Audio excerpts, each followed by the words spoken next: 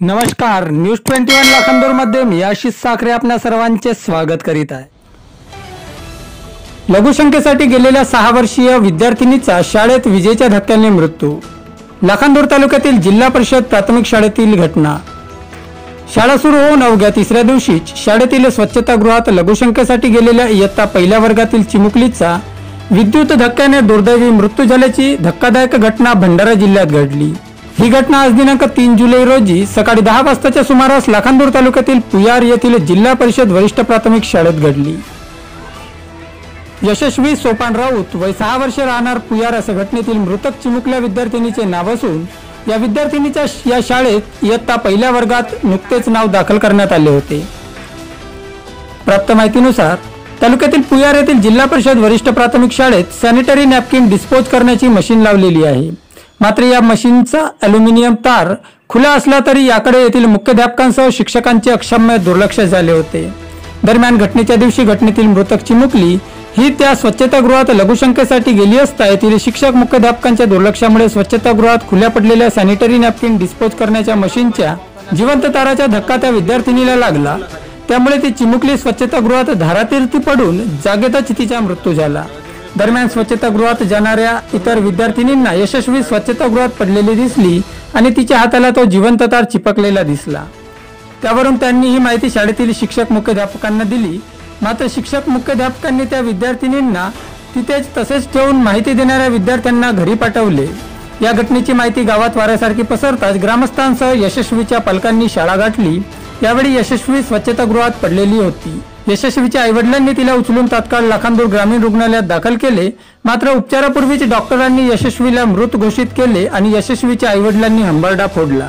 या घटनेने राऊत परिवारावर दुःखाचे डोंगर कोसळले असून संपूर्ण गावात शोककळा पसरली आहे। या घटनेची माहिती लाखांदूर पोलिसांना मिळताच लाखांदूर पोलीस स्टेशनचे ठाणेदार सचिन पवार यांच्यासह पोलीस अधिकारी कर्मचाऱ्यांनी रुग्णालयात भेट देत घटनेचा पंचनामा केला असून पोलीस निरीक्षक सचिन पवार यांच्या मार्गदर्शनात या घटनेचा पुढील तपास सुरू आहे। या शाळेत घडलेल्या घटनेने शाळेतील चिमुकल्यांच्या सुरक्षेचा प्रश्न आणि शिक्षक मुख्याध्यापकांच्या दुर्लक्षाकडे लक्ष वेधले आहे।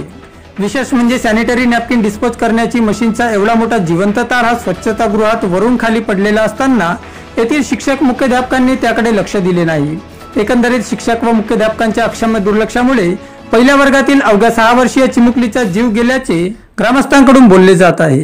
मला सांगितलं की त्या एक मुलगी पडली आहे तिथं, ते चल बाबा मी गेली, मी बघितली की किती वायर होता आणि ते पडलेली हाताला लागलं। लाखांदूरवरून भंडाऱ्याला जात असताना मला फोन आला सौरभचा आत्ता येत असताना विचारलं मी तिला करंट लागून मरण पावली असं आम्ही सांगत आहेत। तर ह्या शाळेचा जो मुख्याध्यापक आहे हा कधीच गावातल्या लोकांना सहकार्य धरून आता काल सभा झाली त्याच्यामध्ये पण लोकांना काही सहभाग नाही। 24 तारखेपासून जी शाळा सुरुवात झाली त्याच्यात कशी जबाबदारी म्हणजे मुख्याध्यापकाची पोटीत फरक आहे काय आपल्या घरचा काळा लाकूड आणून इथं शाळेत टाकलेला आहे। म्हणजे विद्यार्थी जर शाळेतून चांगल्या कपड्यानं आले तर ती तिथं भरतात आणि जो करंट लागलेली ठिकाण आहे त्या ठिकाणामध्ये पहिलं पाहायचं काम होता त्या मुख्याध्यापकाचा की काय म्हणून सकाळी पहिलं शाळा विद्यार्थी याच्या पहिलं 9:30 वाजे विद्यार्थी याच्या पहिलं मुख्याध्यापकाला सर्व शिक्षकाला यायला पाहिजे। शिक्षक लवकर न आल्यामुळे विद्यार्थी 9:30 पावणे 10 वाजे हजर राहतात। त्याच्यामुळे ते विद्यार्थी तिकडे गेले असतील।